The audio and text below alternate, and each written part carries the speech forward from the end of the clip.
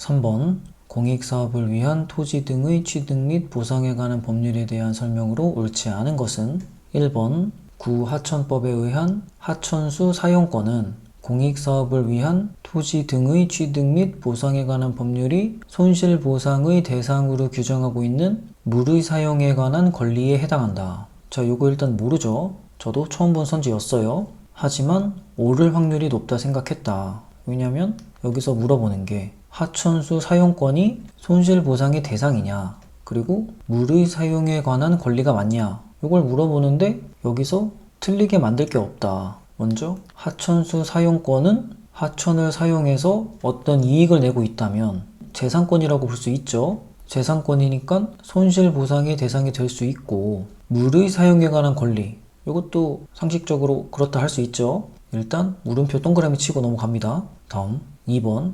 토지수용위원회의 재결에 대한 토지 소유자의 행정소송 제기는 사업의 진행 및 토지의 수용 또는 사용을 정지시키지 않는다. 요건 맞죠? 수용 재결에 대해서 불복하더라도 사업의 집행은 부정지된다. 다음 3번 사업 인정은 공익사업의 시행자에게 그 후 일정한 절차를 거칠 것을 조건으로 일정한 내용의 수용권을 설정하여 주는 형성행위다. 자, 이것도 처음 본 선지였지만 충분히 옳다고 생각할 수 있죠. 공익사업의 사업 인정을 받으면 토지 소유자랑 협의를 거치고 수용 재결을 거치면 토지를 수용할 수 있게 되죠. 일정한 절차를 거칠 것을 조건으로 수용권을 설정하여 주는 형성행위다. 요거는 충분히 동그라미 칠 수 있다. 다음 4번 어떤 보상 항목이 공익사업을 위한 토지 등의 취득 및 보상에 관한 법령상 손실보상 대상에 해당함에도 관할 토지수용위원회가 사실을 오인하거나 법리를 오해함으로써 손실보상 대상에 해당하지 않는다고 잘못된 내용의 재결을 한 경우에는 피보상자는 관할 토지수용위원회를 상대로 재결 취소 소송을 제기하여야 한다. 자, 이것도 모르죠? 이 3번 문제는 매우 어려운 문제였어요. 모르는 선지가 3개나 되죠. 그래도 답을 찾아야 된다. 자, 어떤 보상 항목이 손실보상 대상에 해당함에도 토지수용위원회가 사실을 오인해서 손실보상 대상이 아니라고 잘못된 재결을 했다. 자, 이러면은 토지 소유자는 원하는 게 토지인지 보상금인지를 찾아야 된다. 저는 손실보상 대상에 해당함에도 이 부분을 보고 토지 소유자가 원하는 거는 보상금이구나, 이렇게 생각을 했고, 그러면 토지수용위원회를 상대로 재결 취소 소송을 제기하는 게 아니고 사업 시행자를 상대로 보상금 증액 소송을 해야 되는 거죠. 물론 저도 처음 보는 선지이기 때문에 물음표 X표를 쳤다. 그럼 이제 답을 골라야 되잖아요. 옳지 않는 거 찾는 거니까 1번, 3번은 물음표 동그라미죠. 4번이 물음표 X고, 이러면 4번 답 찍고 넘어가는 거예요. 어쩔 수 없다. 만약에 물음표 X가 2개 있다. 그러면 한 번 더 읽어보고 옳지 않을 확률이 높은 걸 찾아야 되는 거고, 실제로도 답은 4번이었다. 자, 해설하겠습니다. 옳지 않은 것은 최근에 하천법에 대한 문제가 많이 나오더라고요. 하천법 50조의 하천수의 사용권은 손실보상의 대상이 맞고 물의 사용에 관한 권리가 맞다. 이거는 한 번만 보면 안 까먹겠죠? 선지 보면 하천수 사용권은 손실보상의 대상으로 규정하고 있는 물의 사용에 관한 권리에 해당한다. 맞다. 다음 2번 수용 재결에 불복하거나 이의 재결에 불복한다고 해서 사업의 집행이 정지되지 않죠. 집행 부정지다. 선지 보면 토지수용위원회의 재결에 대한 토지 소유자의 행정소송의 제기는 사업의 진행 및 토지의 수용 또는 사용을 정지시키지 아니한다. 맞죠?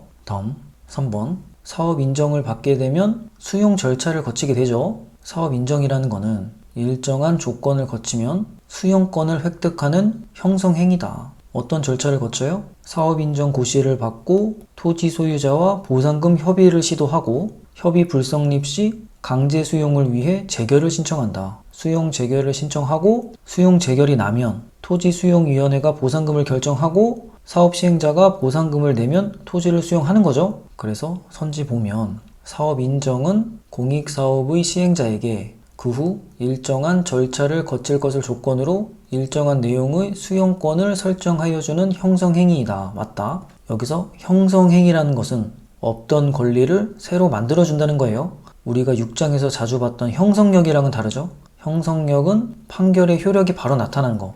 형성력을 보면 영업허가 취소 처분을 받고 이것에 대해 취소 소송을 제기한다. 여기서 인용 판결을 받고 확정 판결이 나게 되면 형성력이 발생하죠. 그 말은 판결의 효력이 바로 나타난다. 처분청이 취소하지 않아도 영업허가 취소 처분이 취소되는 거죠. 요게 형성력이었고, 형성행위는 없던 권리를 새로 만들어준다. 사업 인정은 일정한 조건을 거치면 수용권, 요게 없던 권리죠. 요거를 획득하게 해주는 형성행위다. 그래서 법률행위적 행정행위에서 하허면 특대인이 있었고, 하명허가 면허는 명령적 행정행위였는데, 특허 대리 인가는 형성적 행정행위였죠. 특허 대리 인가를 생각해보면 없던 권리를 새로 만들어주는 거죠. 특허를 생각해보면 다른 사람이 누릴 수 없는 독점적인 권리를 만들어서 사용할 수 있게 해주죠. 그래서 3번은 옳은 선지였다. 다음 4번. 손실보상 대상이 맞는데도 토지수용위원회가 사실을 오인하여 손실보상이 아니라는 잘못된 재결을 한 경우에